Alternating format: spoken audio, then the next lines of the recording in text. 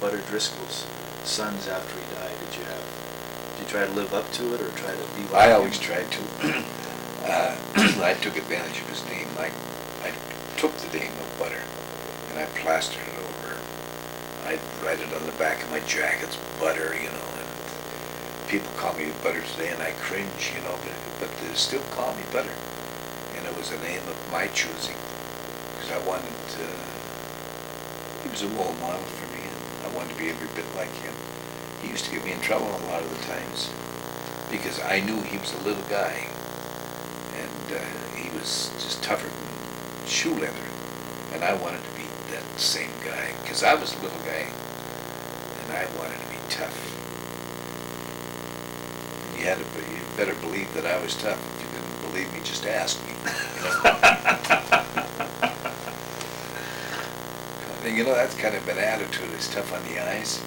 You know? Well, now, when you met, when did you meet your wife? Met Mary about 2 months after I came home from the service. That was, I think it was, February of 1949. What was her maiden name? Mary's name was Silver, Portuguese. Her family, her father's family, came from the Azore Islands. It's a great whaling community. I don't know if they were whalers in the old country, but when they came here, the grandparents still, they spoke Portuguese. And Mary's mother was a little Irish gal named Clark. She married Mary's dad. His name was William Silver. And of course there was two totally different customs, you know. What kind of differences? What'd you run into?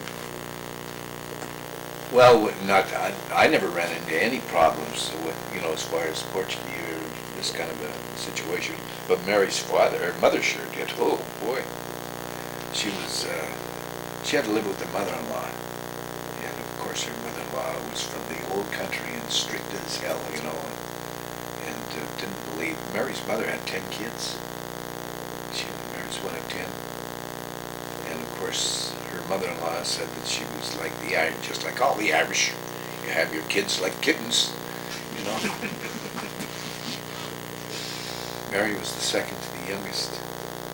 But, and they were all born here in Butte? Yeah, every one of them. Every one of them were born in Butte. But with that kind of pressure, it was understandable why Mary's mother couldn't continue living with her mother-in-law. You know, I mean, she just made life unbearable for her. So there was a separation. And Mary's mother, God love her, she raised the kids alone after that. What part of Butte? Down on Fremont Street.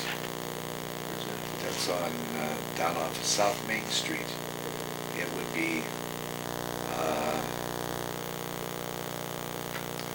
about in the 800 block.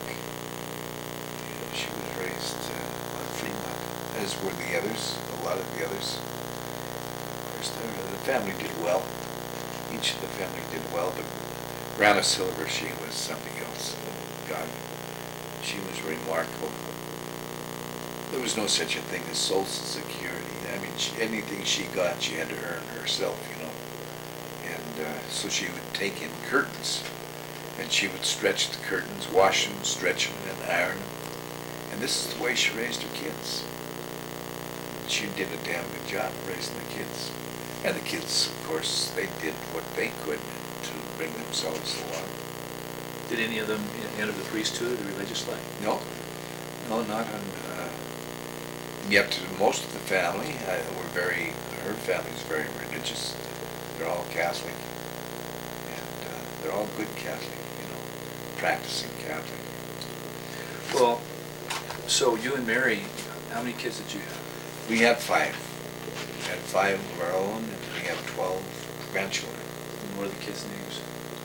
Oh, Where are they now? What are they doing now? Well, there's Mike. Michael is a priest, and he teaches at Notre Dame.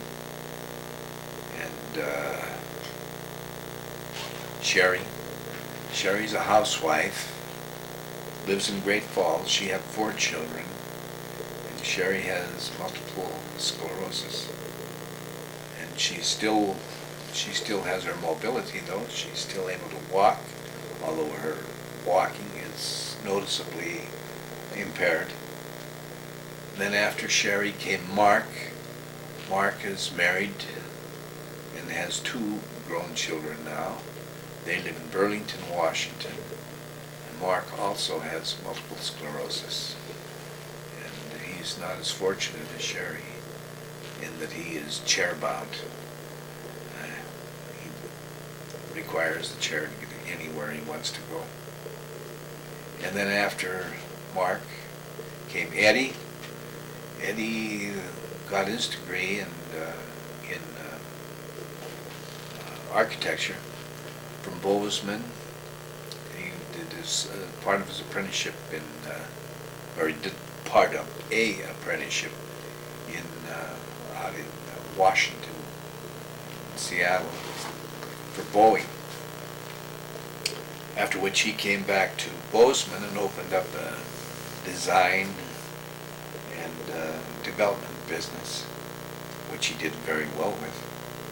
They have 4 children, and he married a little gal whose parents came from Germany. So his wife, she had both German citizenship as well as American citizenship. And therefore they discovered that their 4 children also have dual citizenship. So Eddie decided, well, as long as they have this, we may as well utilize it as best we can. So he leased out his business in Bozeman, rented the house out that he had built, and they took off for Germany. Yeah, they live in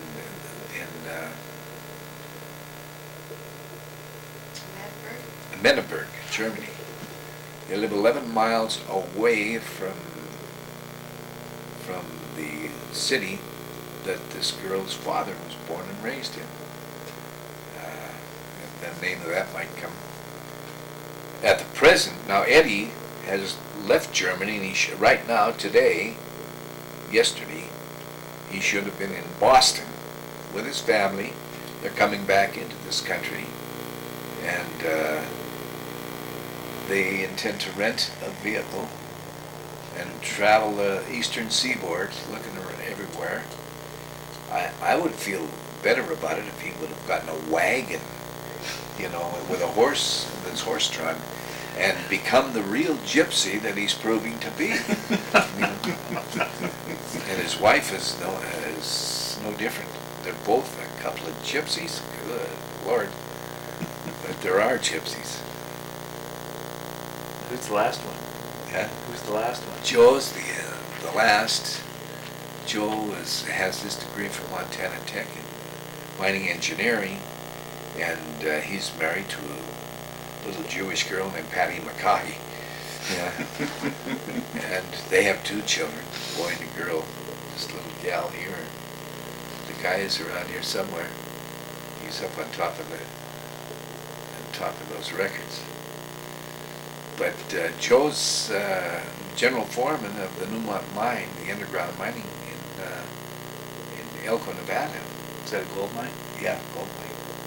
He's doing very well. He's moving around. He was in another place over close to Billings for a while, but he couldn't take it. He felt there was too much situation. They're too radical the way they ran it. So he went back to Elko. As much as he'd love to be in Montana, he does better in Elko. Did he ever work here in Butte? Yeah, he worked up here at the Syndicate pit. He worked there as an engineer after his graduation. He was up there for 7 years. And finally they closed it down. And of course he, like any kid that got his degree in mining around here, you go elsewhere, you just don't work. But he's doing very well. We hear from these kids, we hear from them. Not so much Mark. I hear from Sherry maybe once or twice a week. And Joey generally calls once every 2 weeks. Mike, of course, calls once a week.